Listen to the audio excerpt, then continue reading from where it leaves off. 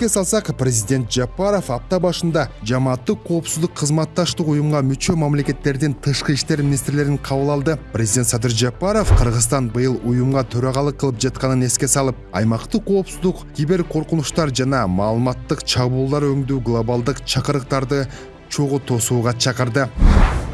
Особое внимание следует уделять вопросам борьбы с терроризмом и экстремизмом, которые продолжают оставаться серьезной проблемой в нашей стране. Регулярные учения, обмен опытом и совместные операции являются важными инструментами для укрепления нашей безопасности.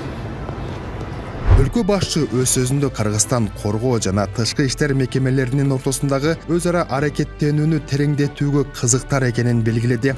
Министрлер бул багыттагы аракеттерди колдоп, уюм ичиндеги биримдикти жана тынчтыкты сактоого даяр экендиктерин билдиришти.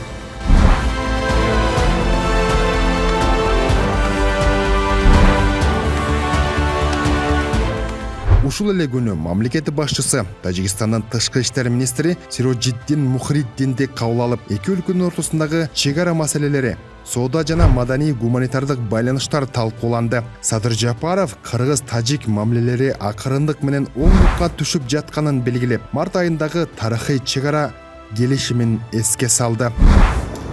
Точкой отсчета нового этапа развития двустороннего сотрудничества между нашими братскими странами можно считать государственный визит уважаемого Эмомали Шариповича в Кыргызстан, состоявшийся 12-13 марта 2025 года.